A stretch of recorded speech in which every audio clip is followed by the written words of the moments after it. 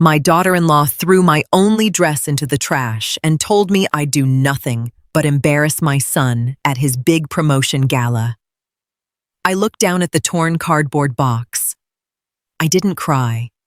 I didn't beg. I just reminded myself of one very simple fact. That house belonged to me. And the company hosting the gala. Yeah, that was mine too. The dress for my son's gala was gone. I stood outside by the recycling bin in the driveway, staring at the ripped packaging of the navy blue formal gown I'd ordered online. My name was still printed clearly on the shipping label, Marilyn Vance, 66 years old widow. The dress wasn't haute couture, but it was elegant enough for my son Derek's promotion ceremony. Tomorrow night, he was officially moving up to regional director. I walked back inside the house I shared with Derek and his wife Chloe. Ever since my husband passed away 2 years ago, the two of them had been living in the upstairs apartment while I stayed downstairs. It was my house, completely paid off and debt-free. But over the last few months, Chloe's tone had shifted. She was subtly taking over our daily lives, rearranging my kitchen, and often talking about me as if I weren't even in the room. "Marilyn, did you finish the laundry yet?" Chloe called down the stairs. She stepped into the hallway, dressed beautifully, her hair styled to perfection. She looked at me, then down at my empty hands. A fleeting, cold smile crossed her lips. "Oh, by the way, if you're looking for that package of yours, I threw it out. That dress was so outdated. You'd only embarrass Derek at the gala. It's honestly better if you just stay home tomorrow night and keep an eye on the cat." I didn't feel any urge to scream. My heart beat steadily. I looked Chloe dead in the eye. She was clearly waiting for tears or an argument. Derek came down the stairs behind her, his eyes glued to his smartphone. He didn't even glance up at me. "Derek," I said quietly. Chloe threw my dress away.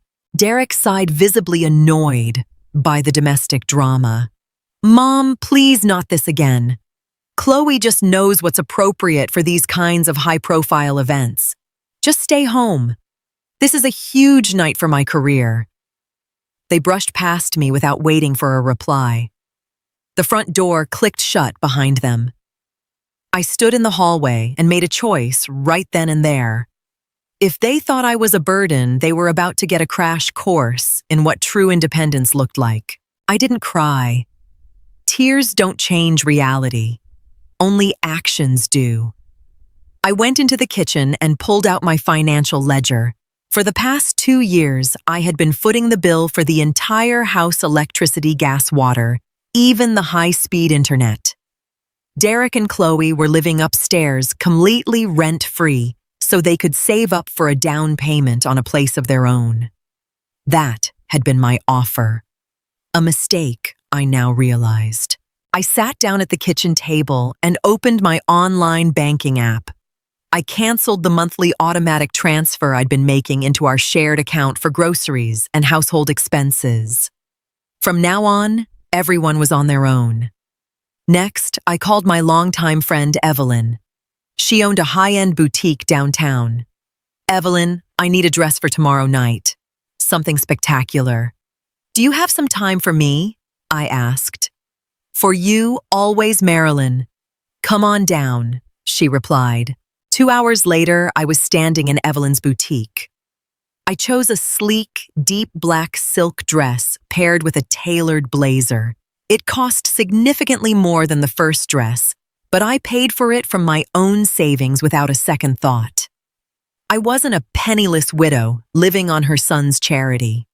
My husband and I had worked hard our entire lives.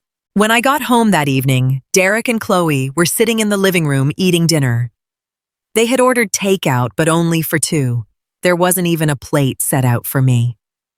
"We figured you weren't hungry," Chloe said casually, not looking up from her iPad. I didn't say a word. I walked into the kitchen, poured myself a glass of water, and grabbed the key to the utility room off the hook. The utility room was in the basement right next to my laundry area. I locked the door behind me and slipped the key into my pocket.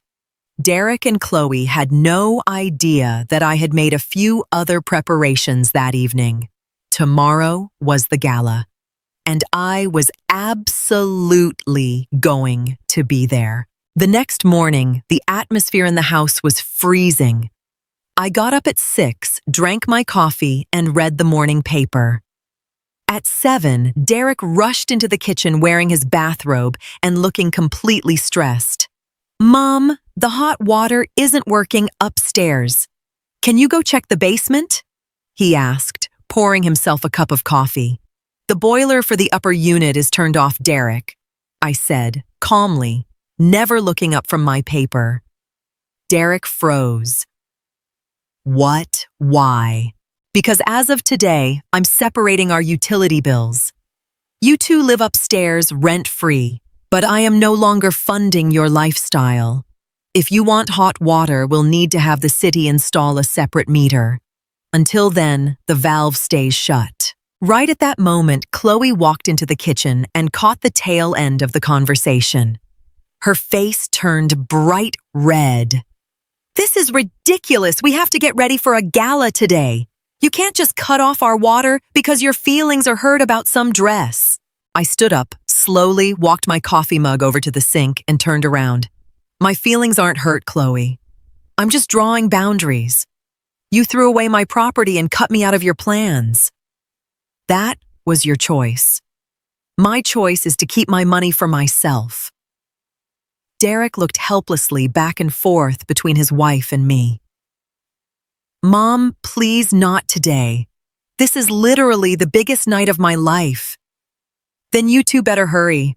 A cold shower really wakes up the nervous system," I said softly. Chloe snorted with rage.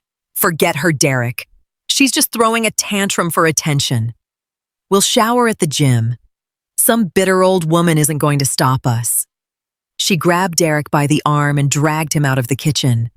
I watched them go. They still didn't understand who actually held the power in this house. But the night was still young. By 5 in the afternoon, the house was dead silent. I stood in my bedroom and zipped up the black silk dress. It fit perfectly. I styled my hair into an elegant updo and put on a classic strand of pearls. In the mirror, I saw a woman who was ready to take her life back. Outside, an Uber honked. It was for Derek and Chloe.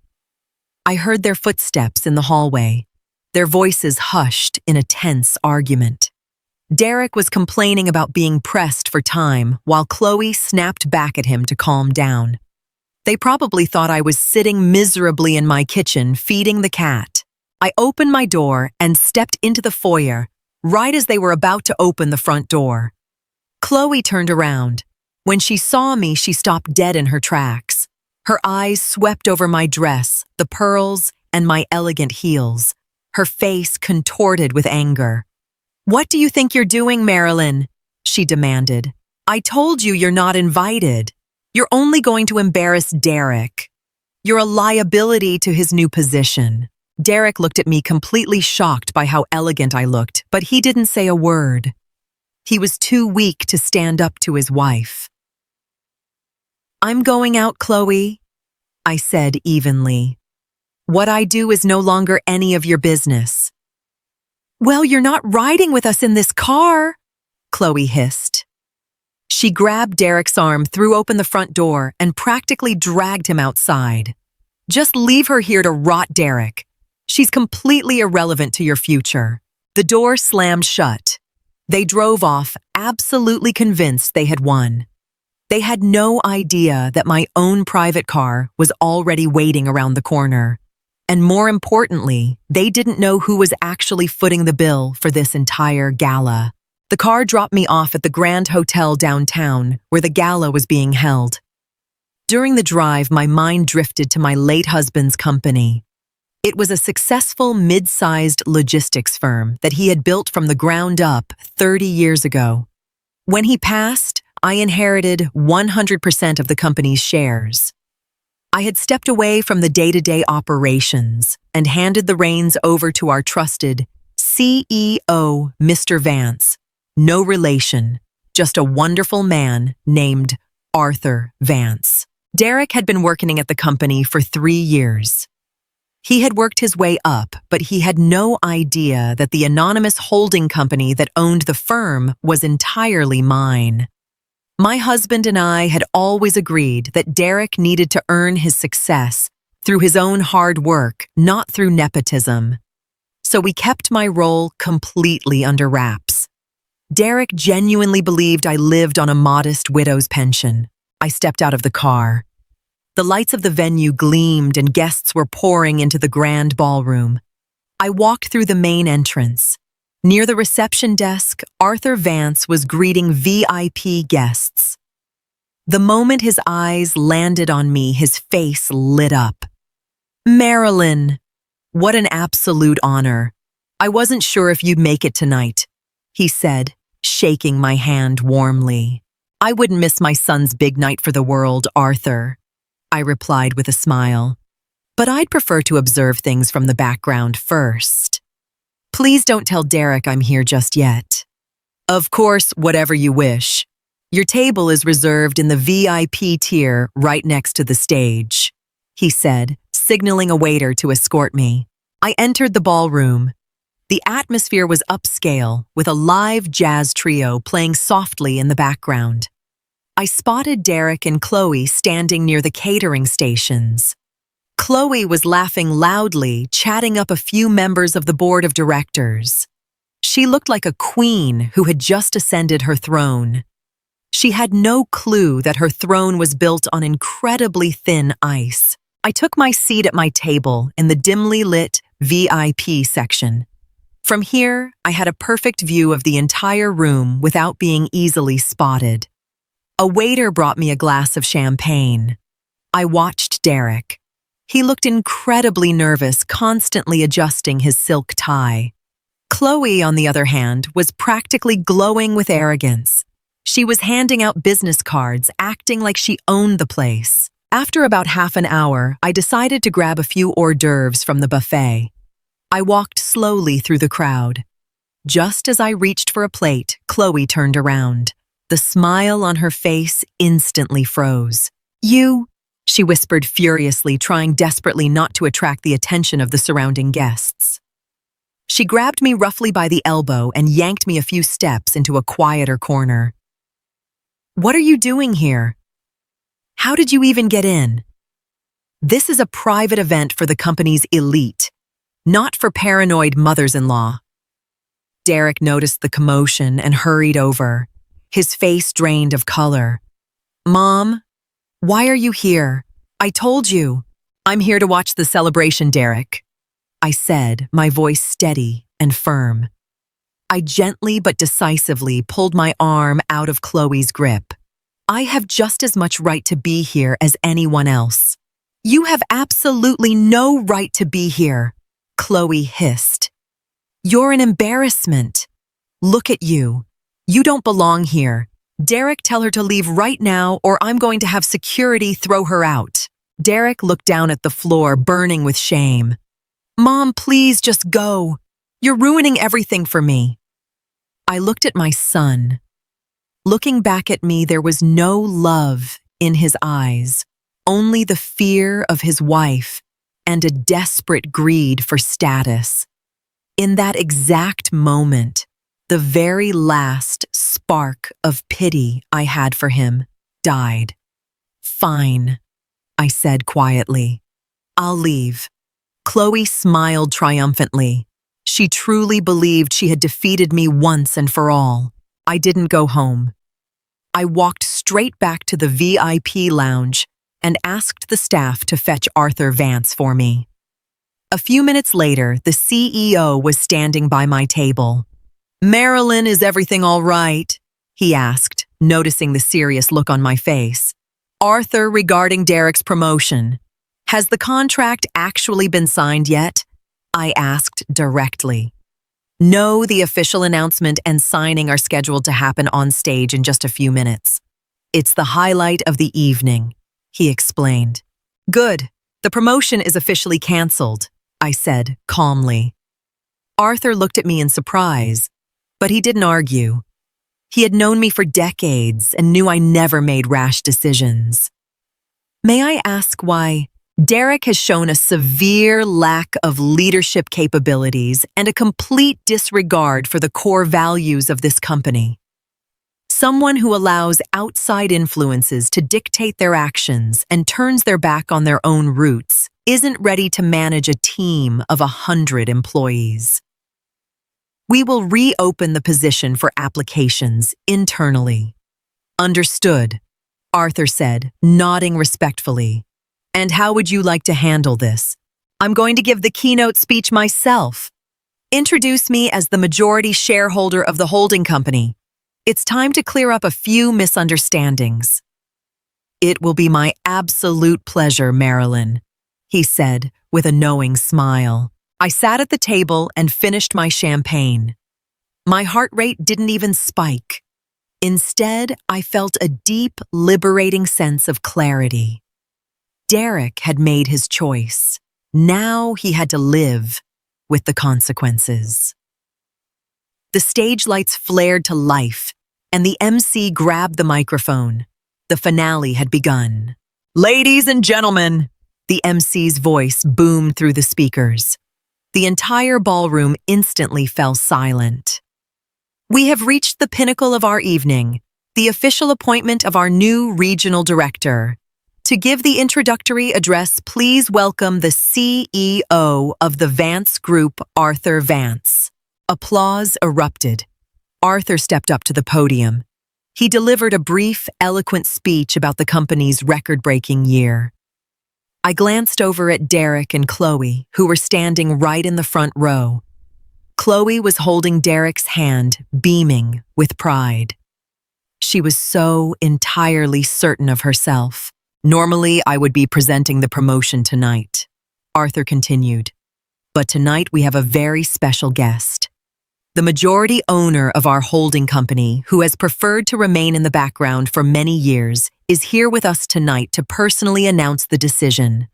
Please join me in welcoming Mrs. Marilyn Vance. A collective murmur rippled through the crowd. The Vance name was on the building, but nobody expected me. I stood up. The black silk dress rustled softly as I walked down the center aisle with my head held high, heading straight for the stage.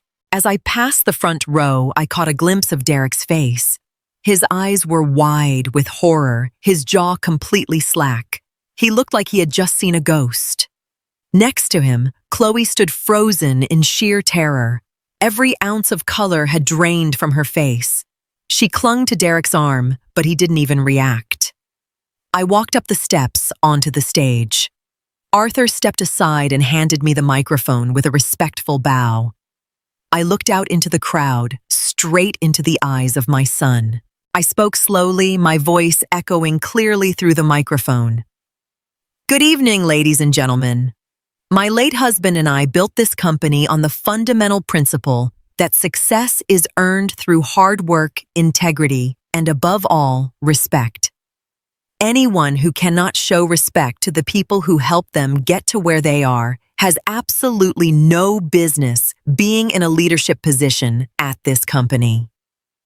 The ballroom was so quiet, you could have heard a pin drop. After careful consideration, I have decided not to move forward with the scheduled promotion tonight. We will be reevaluating the regional director position over the coming weeks.